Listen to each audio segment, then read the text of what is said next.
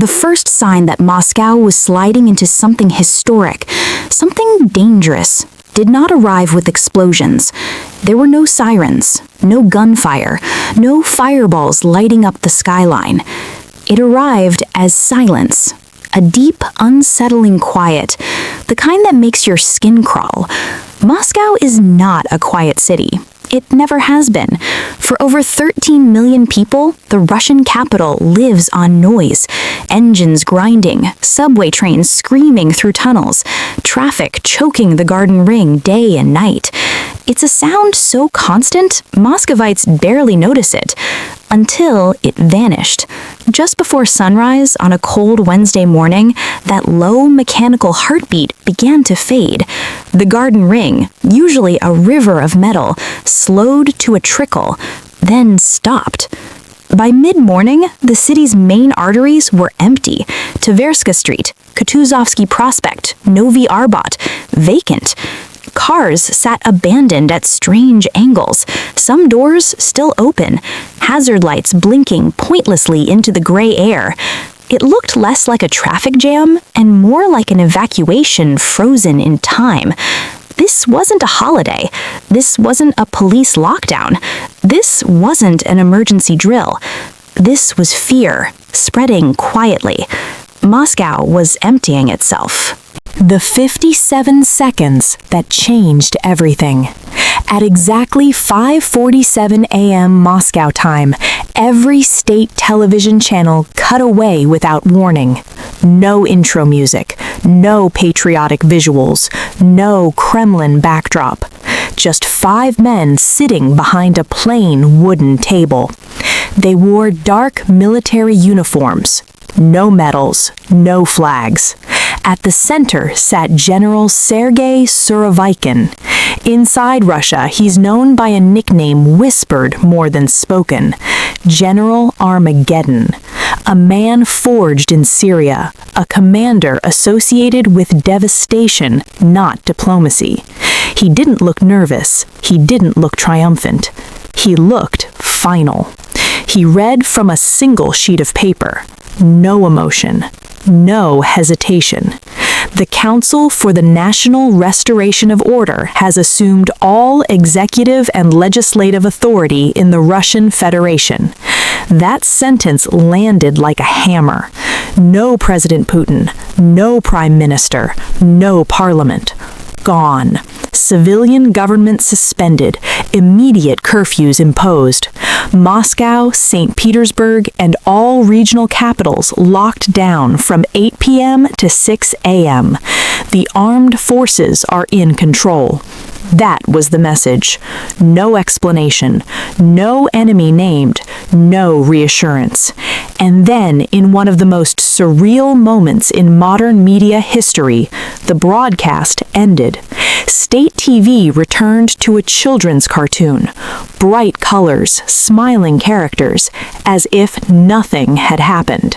That contrast did more damage than tanks ever could, because Russians know something instinctively. When power speaks without explanation, it's already too late. Rumors move faster than truth. Information disappeared and rumor rushed in to fill the vacuum. Encrypted messaging apps exploded. Telegram channels lit up. Private chats buzzed. Whispers echoed through apartment stairwells. The most persistent story was ugly, a violent confrontation in when the army took Moscow. Within an hour, Moscow no longer belonged to politicians. It belonged to soldiers, and one detail mattered more than any other. Rosgvardia, Putin's personal guard, was gone, absent from ministries, missing from checkpoints. Instead, regular army units rolled in. BTR-82 armored personnel carriers, Tiger light armored vehicles, infantry in full combat gear, unit patches torn off, no insignia, no accountability. They sealed the city methodically. The MCAD ring road, major rail hubs, Kazansky, Leningradsky, Yaroslavsky, airports shut down completely. Sheremetyevo, Domodedovo, Venuko, flights canceled en masse. Thousands stranded inside terminals now patrolled by soldiers with live weapons.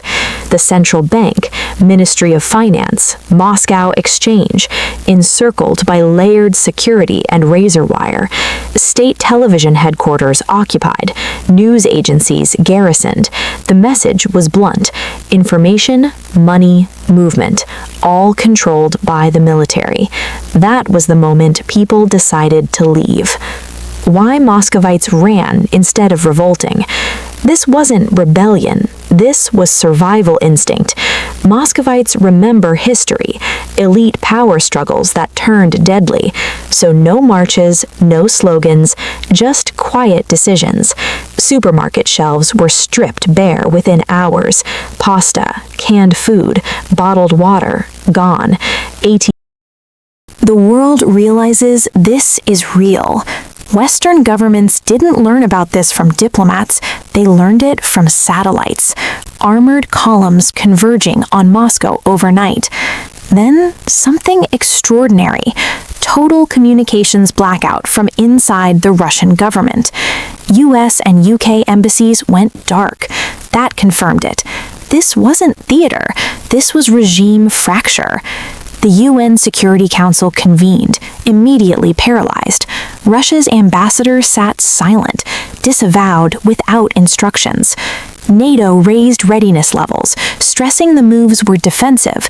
A leaked G7 call captured the mood perfectly.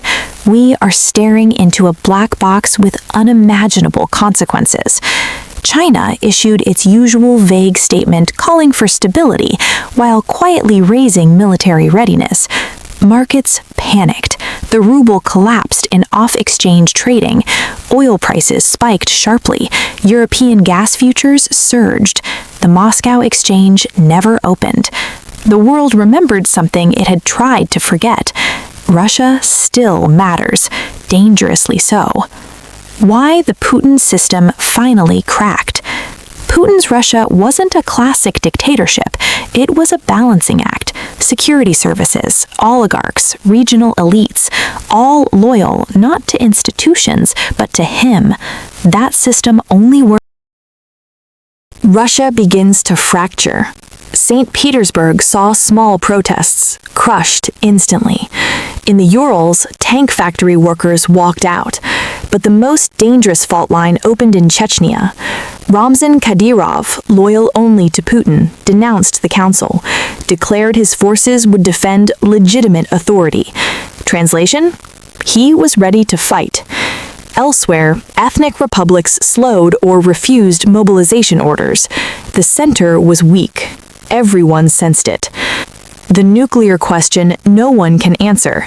Russia has nearly 6,000 nuclear warheads. The nuclear briefcase belongs to the president, but there was no president. Chain of command fractured, then reassembled overnight. Analysts believe control shifted to Strategic Rocket Forces leadership. Professional, but transitions are dangerous. One misread signal, one unauthorized order. This wasn't Cold War chess. This was fog of war roulette. Day 2. No more pretenses. The Council issued decrees. Parliament dissolved. Economy nationalized. Full mobilization announced. Then the chilling line. Military tribunals. Summary executions. Defeatist information punishable by death. The mask was gone. This was full martial law. The ruble imploded. Prices doubled overnight. Cash disappeared. Barter returned. Energy giants staggered as workers demanded hard currency. China sealed its border. Grain markets panicked. Africa and the Middle East braced for food shortages. What comes next? Ukraine faces both danger and opportunity. A more ruthless enemy or a distracted one? The West faces an impossible dilemma. Who do you negotiate with? And, above all, who controls the nukes? Historians are drawing parallels, not to 1991, but to 1917, a state collapsing under war pressure, replaced by something harsher. Moscow going silent was only the first symptom. What follows may redefine global security for decades. Because when a nuclear superpower begins tearing itself apart, there are no spectators, only consequences.